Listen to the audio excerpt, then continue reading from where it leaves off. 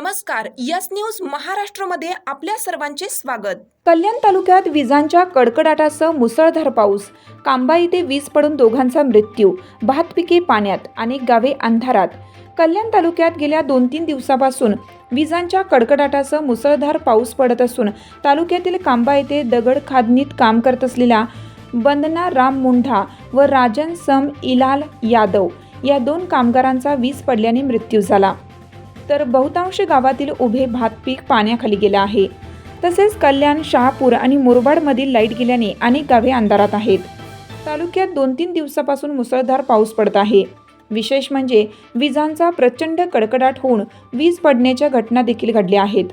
तालुक्यातील कांबा ग्रामपंचायत हद्दीत असलेल्या नाणेपाडा जवळील दगड खादनीत काम करणारे वंदना मुंढा वय 29 आणि राजन यादव वय 22 सध्या राहणार जावस ई अंबरनाथ, मूळ झारखंड व मध्य प्रदेश या दोघांच्यावर वीज पडल्याने त्यांचा जागीच मृत्यू झाला।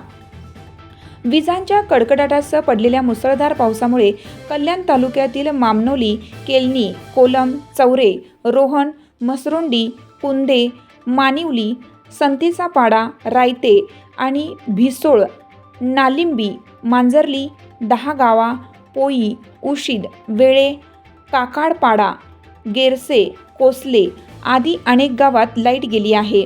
केलनी, कोलम या गावात तर 3 दिवसापासून लाईट नाही। शहापूर तालुक्यातील शेरे, अंबारजे, शेई, मड, चिखला, झापवाडी, शिरगाव या आजूबाजूच्या गावात हीच अवस्था पाहायला मिळत आहे। मुरबाड तालुक्यात याहून वेगळी परिस्थिती नाही। या परतीच्या विनाशकारी पावसाने भात पिकाचे, भाजीपाला पिकांचे, जनावरांचा चारा, भाताची पेंडी याचे मोठ्या प्रमाणात नुकसान झालं आहे। लाईट नसल्यामुळे मच्छर, डास यांचे प्रमाण वाढले आहे। आपटी, मांजरली येथील शेतकरी नकुल घारे यांचे कापणीला आलेल्या भात पिकात पाणी भरल्याने या शेतीचे मोठे नुकसान होण्याची शक्यता आहे।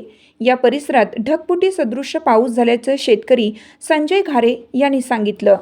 यस न्यूज महाराष्ट्रासाठी संजय कांबळे, सहसंपादक, मुंबई। नको तेवढ्या पावसात